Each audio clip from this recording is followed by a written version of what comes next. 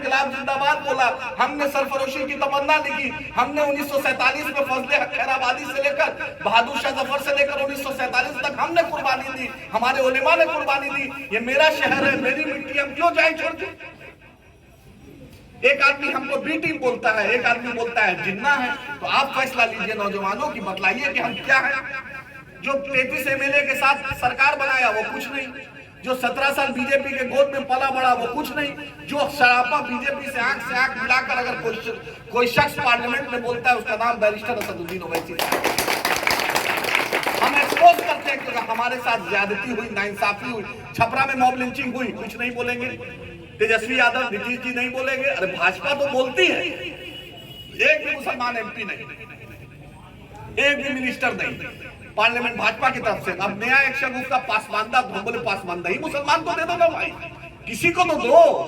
9.5 साल हो गया सरकार में, तो सरकार में सैयद शहनवाज हुसैन दिखे, सैयद मुख्तार अब्बास नकवी दिखे, सैयद जफर साहब एमपी बने, आरिफ मोहम्मद खान गवर्नर बने, नजमा हेपतुल्लाह गवर्नर बनी, मंत्री बनी, और फिर पासमानदा 9.5 साल हो गया तो अब पासमानदा बोल दिए। अरे किसी पासमानदा को तो एमपी मिनिस्टर बना दो।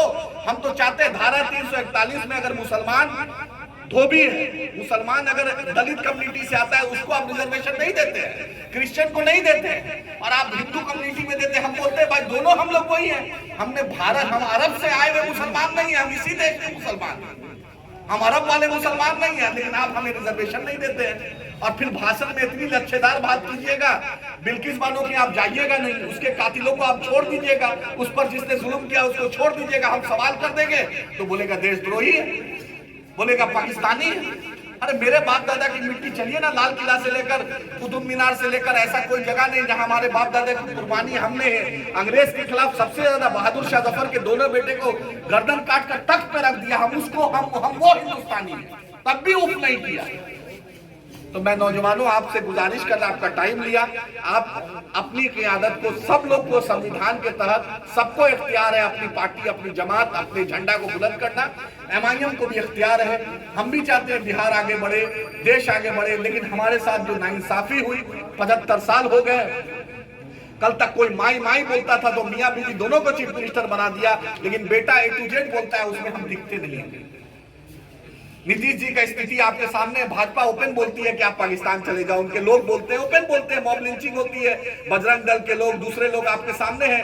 4% गरीब लोग, मुसलमानों को, पासमानदा को रिजर्वेशन कर्नाटक में मिला था वो खत्म कर देता है। महाराष्ट्र में 5% हाईकोर्ट ने बोला कि भाई दो उनको, उनकी गरीबी दूर होगी, लेकिन आप रिजर्वेशन देते नहीं। और इनसे मांगते हैं तो ये बोलते हैं बी टीम है, उनसे मांगते हैं तो बोलते हैं पाकिस्तान बांग्लादेश चले जाओ, आखिर हम जाए तो जाएगा।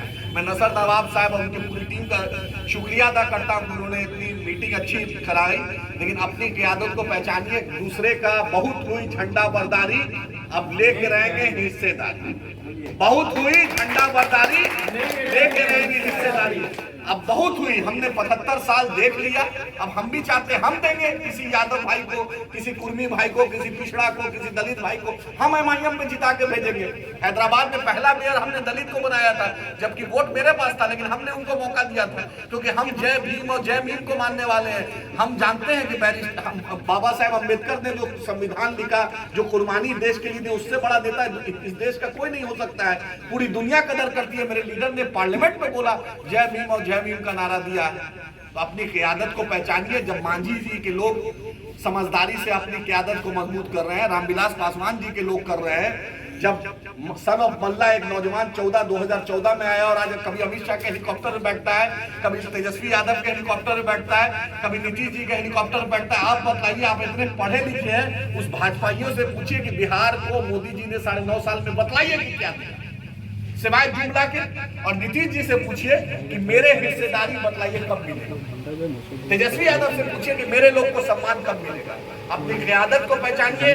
बैरिस्टर असदुद्दीन ओवैसी साहब के हाथ को मजबूत कीजिए, अकबर साहब को मजबूत कीजिए, अख्तरुल साहब को मजबूत कीजिए। बहुत हुई झंडा बरदारी, अब लेके रहेंगे हिस्सेदारी, बहुत हुई झंडा बरदारी, अब लेके रहेंगे हिस्सेदारी। एक और है, हम सबने दिया हमको चोट, अपनी पार्टी अपना वोट। सबने दिया हमको चोट, अपनी पार्टी अपना वोट। अब हम अपनी क़यादत को मजबूत करके, जो मेरे लिए पार्लियामेंट में लड़ता है, जो मेरी आवाज बनता है, जो मॉब लिंचिंग पर, जो बाढ़ की समस्या पर, जो एमयू किशनगंज में, जो बिहार के मुद्दे पर जो वकालत करता है, जो जद्दोजहद करता है, उस शख्स का नाम बैरिस्टर असदुद्दीन ओवैसी साहब है, अख्तर उल ईमान साहब। हम इंशाअल्लाह हम उनकी क़यादत को मजबूत करके, हम भी चाहेंगे भाजपा हारे, लेकिन हम अपनी क़यादत, अपनी शनाख्त को बचाकर, अपनी एक अलग पहचान बनाकर अपनी क़यादत को मजबूत करेंगे। बहुत बहुत शुक्रिया।